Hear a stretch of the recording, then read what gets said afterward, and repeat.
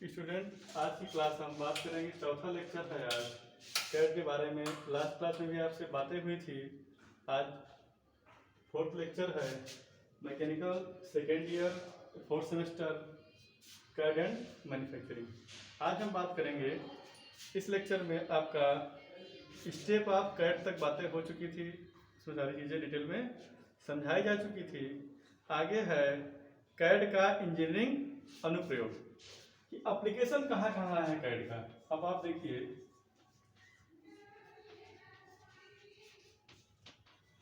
Applications of CAD in engineering field. Engineering field में कहाँ कहाँ कैड के आपके अनुप्रयोग हैं या कहाँ कहाँ हम प्रयोग करते हैं। अब देखिए, एरोस्पेस एप्लीकेशन। पहले एप्लीकेशन की बात करें, एरो स्पेस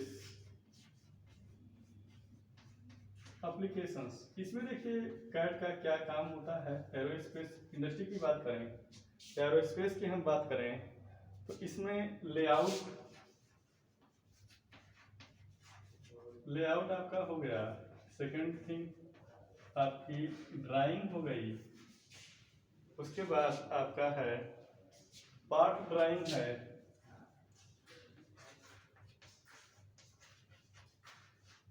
पार्ट की ड्राइंग हो गई, आपका असेंबली ड्राइंग हो गई,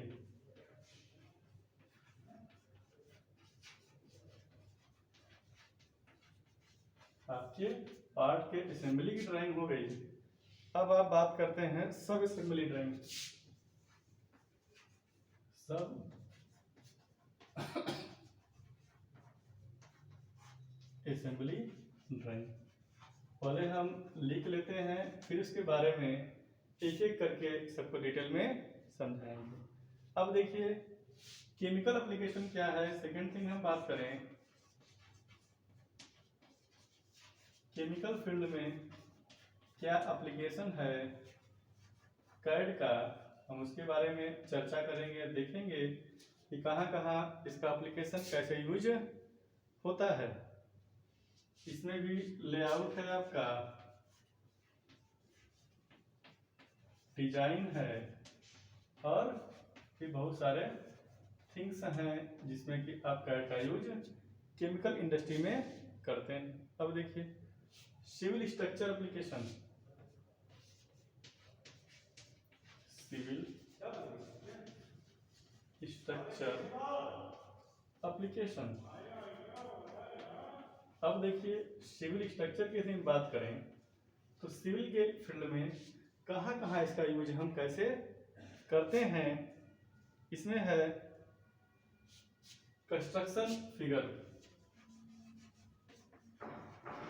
कंस्ट्रक्शन पिक्चर या फिगर।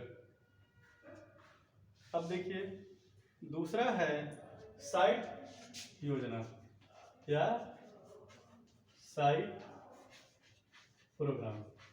साइट पे हमें क्या या कैसे करना है। अब देखिए कंस्ट्रक्शन पिक्चर हो गया आपका। अब देखिए इसमें क्या है, रोड ETC और भी कई सारे जगह यूज करते हैं। अब देखिए सिविल की बात हो गई तो इलेक्ट्रिकल और computer application. Electrical and computer application.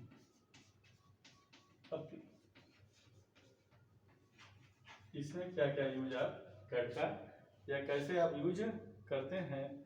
Circuit board diagram,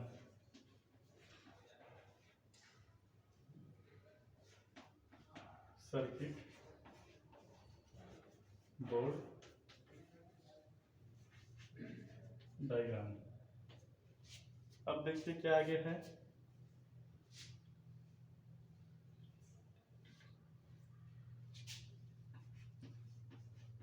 दूसरा है वेरी लार्ज सिस्टम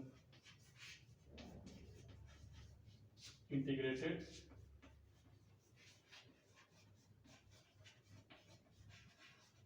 डिजाइन।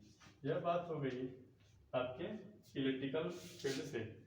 अब हम बात करेंगे industrial and manufacturing application.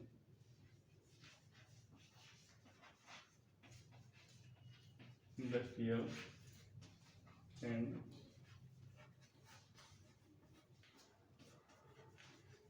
Manufacturing application.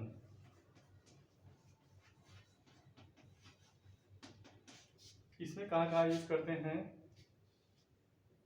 Layout में, पार्ट के डिजाइन में और असेंबली, ड्राइंग या फिर डिजाइन में। अब देखिए आगे हम बात करते हैं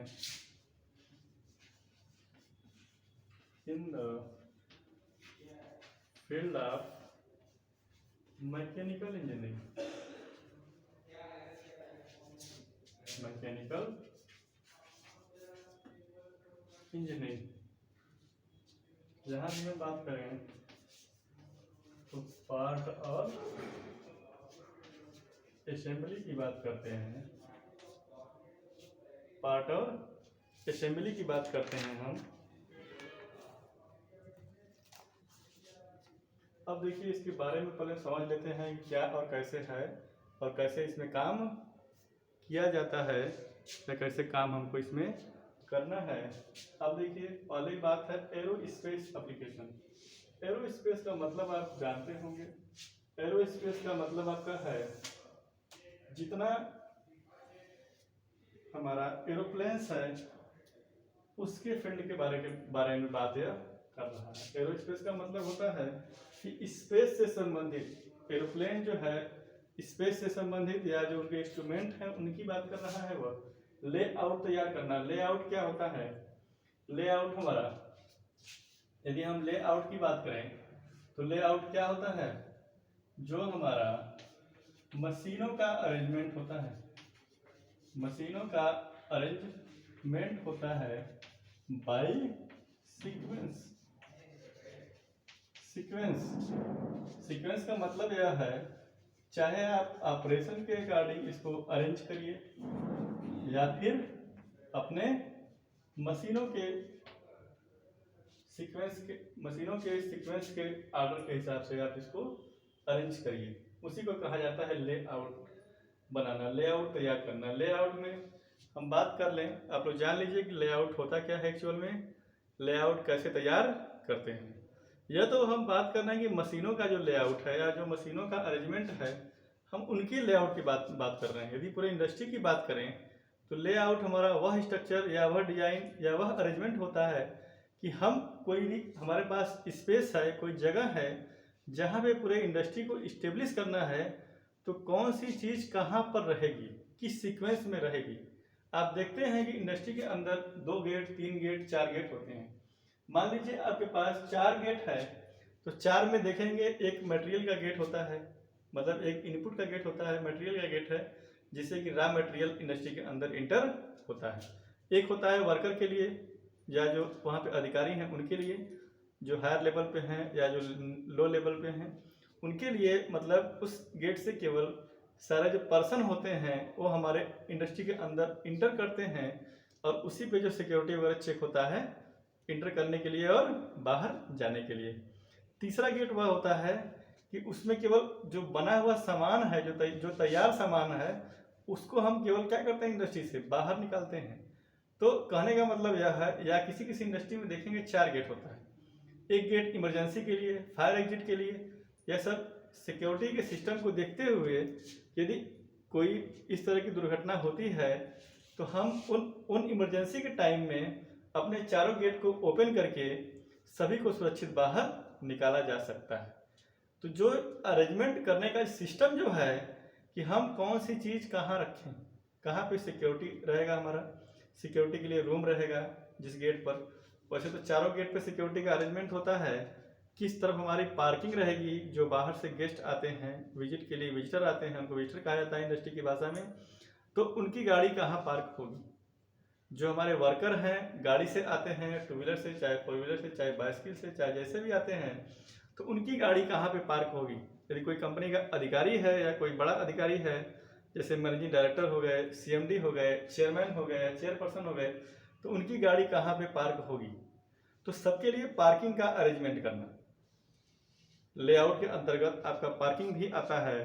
पार्किंग के बाद आप क्या करेंगे, आप उसके साफ के बारे में, या जो जहाँ पे मशीनों का अरेंजमेंट होता है उनकी बारी आती है। उनमें हम मशीनों को इस प्रकार से अरेंज करते हैं कि ताकि हमारा क्या हो, कम से कम मैन पावर में अधिक से अधिक काम हो सके। एक तो होता है कि मैन पावर के अकॉर्डिंग हम मशीनों को अरेंजमेंट कर दें, मशीनों को लगा दें वन बाई वन। एक होता है ऑपरेशन के अकॉर्डिंग कि हमें किस ऑपरेशन के बाद कौन सा दूसरा ऑपरेशन करना है।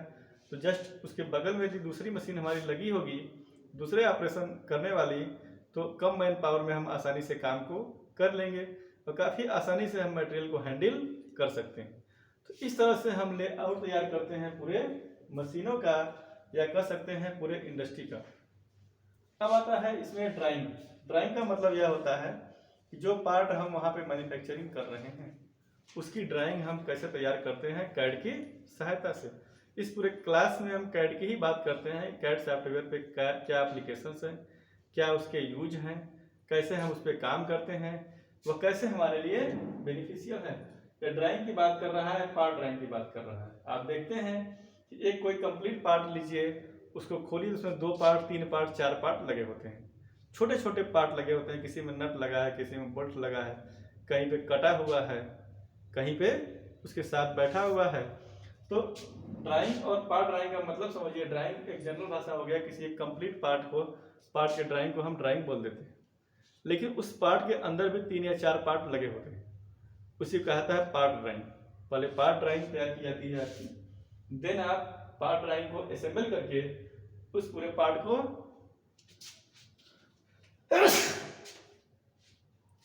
पार्ट को तैयार करते हैं। इसको हम ड्राइंग कहते हैं। अब देखिए असेंबली ड्राइंग आप जानते हैं, या सब असेंबली ड्राइंग आप जानते हैं कि छोटे छोटे सैकड़ों पार्ट मिलके या हजारों पार्ट मिलके एक बड़ा पार्ट, एक बड़ा मशीन या बड़ा व्हीकल तैयार होता है। तो जब हम उसमें आधा तैयार किए रहते हैं तो कहते हैं सब असेंबली ड्राइंग। मतलब इसमें अभी आधा पार्ट आपका असेंबल हुआ है और आधा असेंबल होने के लिए बचा हुआ है। यदि हम उसकी ड्राइंग की बात करते हैं तो कहते हैं सब असेंबली ड्राइंग। यहाँ पे देखिए आपकी असेंबली ड्राइंग मतलब अब आप जो मशीन तैयार कर रहे थे, जो इक्विपमेंट तैयार कर रहे थे या जो डिवाइस तैयार कर रहे थे, अब आपकी उस पूरे डिवाइस की बात करते हैं, पूरे इक्विपमेंट की बात करते हैं कि पूरा हमारा बन के क्या हो गया है, अब वो तैयार हो चुका है, वह कंप्लीट है, इसलिए कहते हैं इसको असेंबली ड्राइंग। अब देखिए दूसरा एप्लीकेशन हमारा यहाँ पे था केमिकल एप्लीकेशन। मतलब जो केमिकल इंडस्ट्री होती है, केमिकल इंडस्ट्री की यहाँ बात हो रही है, केमिकल इंडस्ट्री की बात हो रही है, तो वहां पे हम क्या इसका उपयोग करते हैं, लेआउट। लेआउट हमने आपको समझाया कि लेआउट क्या होता है, या मशीनों का लेआउट की बात करें या फिर हम पूरे इंडस्ट्री के लेआउट की बात करें। डिजाइन जो यहाँ पे सामान बन के तैयार होता है या जो इक्विपमेंट वहाँ पे यूज होते हैं, बार बार बनते हैं, वो उनकी बात यहाँ पे कर रहा है, उसकी डिजाइन की बात हो रही है। अब देखिए तीसरा है civil structure application. Civil structure का मतलब समझिए, यहाँ पे सिविल में बहुत सारे स्ट्रक्चर होते हैं। आप देखेंगे कहीं पे बीम लगा हुआ है, कहीं पे ट्रस लगा हुआ है, कहीं पे कोई एंगल पे लगा हुआ है। तो सिविल में आप देखते हैं रोड जनरली बेसिकली बनता है, पुल वगैरह का निर्माण होता है, बिल्डिंग का निर्माण होता है, बहुत सारे जितने भी निर्माण कार्य हमारे होते हैं कंक्रीट से, सीमेंट से, रेनफोर्स से या और चीज़ों से मिला करके उसको हम कहते हैं सिविल के फील्ड का एप्लीकेशन। यहाँ पर्टिकुलर सिविल स्ट्रक्चर की बात कर रहा है, तो स्ट्रक्चर में आपका बेसिकली आपके ब्रिजेज वगैरह स्ट्रक्चर के अंतर्गत आते हैं। कंस्ट्रक्शन पिक्चर जो चीज़ आप बना रहे हैं, जैसे मान लीजिए आप कहीं ब्रिज ही बनाना है, पुल बनाना है, या फ्लाईओवर बनाना है, या अंडरपास बनाना है, तो उसका डिजाइन आप कैसे तैयार करेंगे, उसी कंस्ट्रक्शन पिक्चर की बात यहाँ पे हो रही है। साइट प्रोग्राम मतलब जहाँ पे आप जिस साइट पे काम करना है, जिस पर्टिकुलर प्लेस पे काम करना है, उस साइट के प्रोग्राम को आप पहले से क्या करेंगे, डिजाइन तैयार कर लेंगे कि वहाँ पे हम साइट पे जाने के बाद कितनी हमारी लंबाई, चौड़ाई, ऊंचाई, मोटाई, कैसे काम करना है, क्या क्या तैयार करना है, उसकी ड्राइंग की बात यहाँ पे कर रहा है। तीसरा है रोड की बात करें तो रोड में देखते हैं कि पहले से उसकी डिजाइन तैयार रहती है कि कहाँ पे किस लेवल पे रोड हमको तैयार करना है। उसकी लंबाई तो ज़्यादा रहती है, मेन देखा जाता है उसकी चौड़ाई क्या है। रोड देखते हैं कि एक साइड कहीं कहीं मोड़ पे अंदर की साइड रोड हमारा क्या होता है, दबा होता है, कहीं कहीं बाहर की साइड दबा होता है। तो उस सब का डिजाइन तैयार करना रोड के अंतर्गत आता है। अब देखिए इलेक्ट्रिकल कंप्यूटर एप्लीकेशन। अब इलेक्ट्रिकल का जहाँ काम होता है या इलेक्ट्रिकल इंडस्ट्री की बात करें या इलेक्ट्रिसिटी जनरेशन की बात करें तो क्या इसके एप्लीकेशन इनके फील्ड में है, क्योंकि हम बात कर रहे हैं कैड के application in the engineering field कि टोटल हमारा इंजीनियरिंग के फील्ड में क्या क्या एप्लीकेशन है और कहाँ कहाँ इसका यूज हम करते हैं। अब देखिए इसमें सर्किट बोर्ड डायग्राम समझ लीजिए आप लोग। जहां पे हमारी वायरिंग होती है, जहां पे वायरिंग होता है वहां पे उसका जो सर्किट डायग्राम होता है कि हम मकान के अंदर कहीं रूम है, कहीं बिल्डिंग है, कहीं अपार्टमेंट है, बहुत सारे जगह हमारा क्या होता है, लाइटिंग का व्यवस्था होता है। तो वहां पे हम कैसे इसका सर्किट बोर्ड डायग्राम मतलब सर्किट का पिक्चर तैयार करते हैं कैड के थ्रू कि कहाँ पे हमारा कौन सा स्विच बोर्ड लगा रहेगा, कहाँ पे लाइट लगा रहेगा, कहाँ पे ट्यूबलाइट लगा है, कहाँ पे सीएफएल लगा है, कहाँ पे हमको पावर का बोर्ड देना है, कहाँ पे एसी चलाने का बोर्ड देना है, कहाँ पे कूलर चलाने का बोर्ड देना है। कहने का मतलब ये है कि आप एक रूम की बात करें तो रूम के अंदर जितने इलेक्ट्रिकल अप्लायंसेस आपको चलाने हैं उन सब के लिए जो बोर्ड लगा होता है उसी कहता है सर्किट बोर्ड डायग्राम। उसी के डायग्राम को तैयार करने को कहा जाता है सर्किट बोर्ड डायग्राम। किस प्लेस पे कौन सी चीज रहेगी, किस हाइट पे लाइट लगा रहेगा, किस हाइट पे एसी का पावर दिया रहेगा, क्या कहाँ पे कूलर का दिया रहेगा, कहाँ पे आपको प्रेस कर रहे हैं वहाँ दिया रहेगा। आपको घर में बहुत सारे इलेक्ट्रिकल अप्लायंसेस है जहाँ आपको चलाने हैं, वॉशिंग मशीन चलाना है, आपको फ्रिज चलाना है, टीवी चलाना है, ठीक है। तो उसका सर्किट बोर्ड डायग्राम की बात यहाँ पे वह कर रहा है। इसकी डिजाइन तैयार किया जाता है कैड पर। पहले हम डिजाइन तैयार कर लेते हैं रूम के लंबाई चौड़ाई के हिसाब से, देन हम उस उतने दूर डिस्टेंस पर बोर्ड और सारी चीज़ें उसमें हम अरेंजमेंट करते हैं। अब देखिए very large system integrated design, मतलब यहाँ पे लार्ज सिस्टम की बात कर रहा है। तो आप देखते हैं कि पावर जनरेशन में या रोड पर काफ़ी ऊंची ऊंची लाइटें लगी होती हैं, इसको हम रोड लाइट कहते हैं। या हम पावर ट्रांसमिशन की बात करें तो देखेंगे आप 100 मीटर पे, 200 मीटर पे, 500 मीटर पे खंभे लगे होते हैं, काफ़ी ऊंचाई पे लगे होते हैं खंभे, काफ़ी बड़े साइज के होते हैं। तो जो बड़े बड़े सिस्टम है इंटीग्रेटेड डिजाइन तैयार करना है उसका, उसी की बात यहाँ पे कर रहा है। Very large system integrated design कैसे तैयार करेंगे आप, कितने डिस्टेंस पे हम बड़े बड़े खंभे को लगा सकें जिससे पावर का ट्रांसमिशन और डिस्ट्रीब्यूशन आसानी से हो सके और उसको हम आसानी से ऑपरेट कर सकें। उसको लगाने के बाद ऑपरेट भी करना है, उसका मेंटेनेंस करना है, बार बार देखना पड़ता है उसको। तो ऐसा सिस्टम हम इस तरह से डिजाइन करें उसका कि फ्यूचर में मेंटेनेंस में कोई दिक्कत ना आए या कोई प्रॉब्लम आता है तो हम उसको आसानी से वहां पहुंच करके उस जगह पे उसको दूर कर सकें। अब देखिए आगे था आपका इंडस्ट्रियल एंड मैन्युफैक्चरिंग एप्लीकेशन। यहाँ पे बात कर रहा है इंडस्ट्री का, या फिर नीचे यहाँ देखिए in the field of mechanical engineering. दोनों सेम लगभग सेम है। मैकेनिकल इंजीनियरिंग में या मैन्युफैक्चरिंग में, मैकेनिकल इंजीनियरिंग के अंतर्गत आपका मैन्युफैक्चरिंग का फील्ड आता है, ठीक है। तो हम दोनों समझा देते हैं। यहाँ पर भी देखिए बात कर रहा है लेआउट का, क्या इसके लेआउट है, कैसे लेआउट होता है, ऊपर आपको हमने भी बताया। अब देखिए यहाँ पे पार्ट जो है पार्ट असेंबली की बात कर रहा है, पार्ट असेंबली ड्राइंग और डिजाइन। अब देखिए मैकेनिकल के फील्ड में भी पार्ट और उसके असेंबली की बात कर रहा है। लेआउट वगैरह आपको हमने समझा दिया कि क्या उसके कैसे लेआउट उसका तैयार होता है और क्यों तैयार करते हैं, उसको तैयार करने के पीछे रीजन क्या है, ठीक है। कितनी बातें समझ में आई आपको। इन चीजों को ध्यान से देखिएगा, यदि आपको समझ में नहीं आएगा तो चैनल पे जाकर के कमेंट करिएगा, या कोई डाउट होगा तो चैनल पे आप अपने डाउट वगैरह को क्लियर कर सकते हैं, उसको लिख करके भेज सकते हैं। यह चीज़ें वहाँ पे समझ में हमको इस क्लास में नहीं आई तो जो डाउट रहेगा उसको क्लियर कर दिया जाएगा। अब देखिए कैड के लाभ क्या क्या हैं।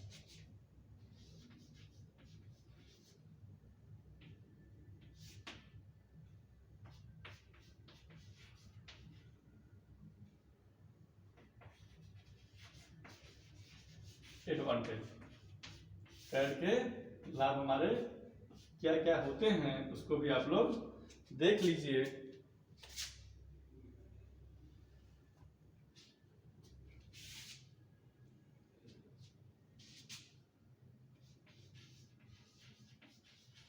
मैकेनिकल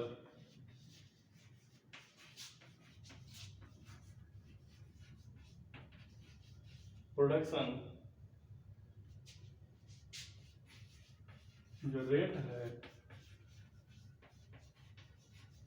इंक्रीजेस, पहले लिख लीजिए फिर उसके बारे में हम बता देते हैं।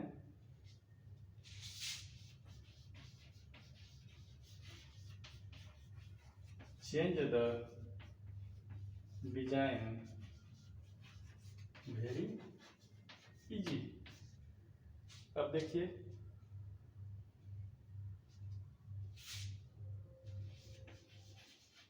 एरर रिड्यूसिंग, नेक्स्ट है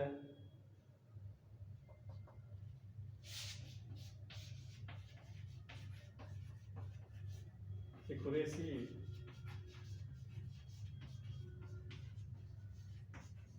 वेरी हाई।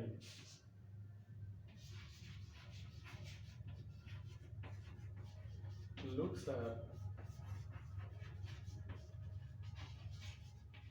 अट्रैक्टिव। अब देखिए हम बात कर रहे हैं इसके एडवांटेज का, तो मैकेनिकल प्रोडक्शन रेट इंक्रीज, मतलब मैकेनिकल प्रोडक्शन का मतलब यहाँ पे समझिए जितने पार्ट बनते हैं या जितने प्रोडक्ट हम मैन्युफैक्चरिंग करते हैं बनाते हैं वह मैकेनिकल इंजीनियरिंग के अंतर्गत आते हैं। तो यहाँ पे मेन फोकस इस पे करेंगे कि प्रोडक्शन रेट इंक्रीजेस। हम पहले सॉफ्टवेयर का यूज, जब सॉफ्टवेयर नहीं था, जब मेरे पास कंप्यूटर नहीं था हम लोगों के पास, तो हर काम क्या होता था, मैनुअली होता था, मैनुअली होता था।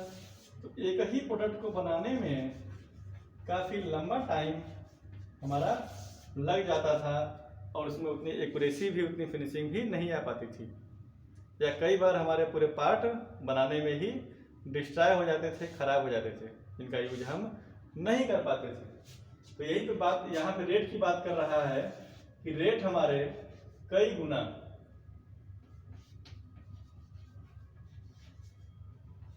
2 times, 3 times, 4 times, 5 times, 10 time या 100 टाइम या 100 टाइम्स कर सकते हैं।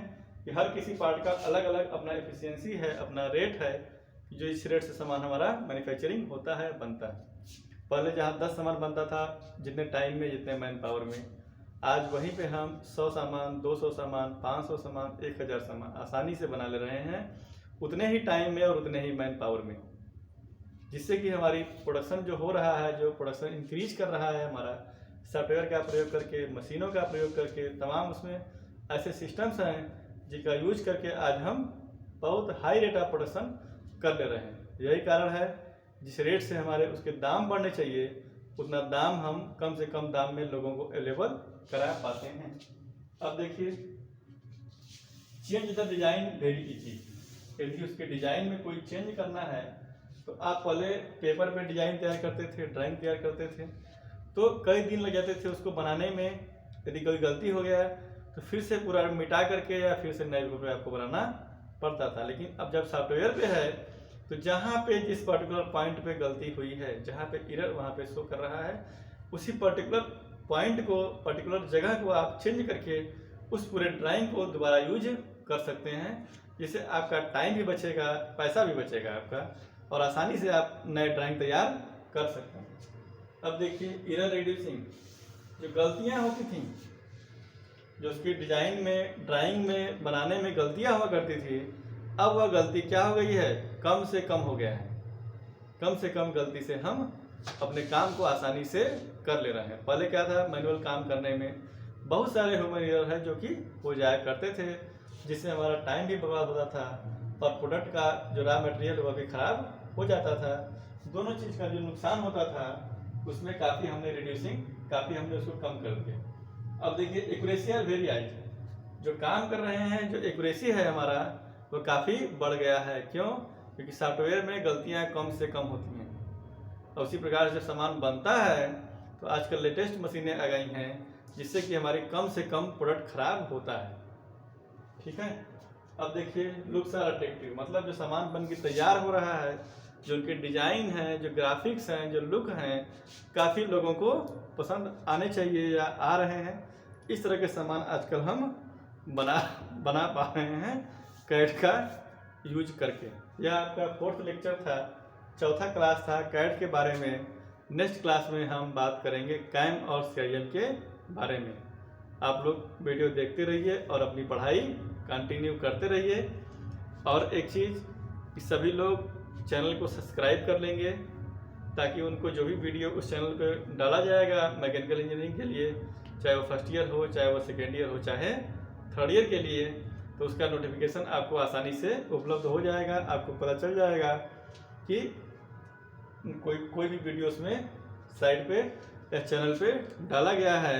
बाकी व्हाट्सएप ग्रुप पे हम वीडियो के शेयर जो लिंक है उसको शेयर हम कर देते हैं ताकि आप लोग आसानी से उसको देख सकें और अपनी पढ़ाई को कंटिन्यू कर सकें। Thank you class.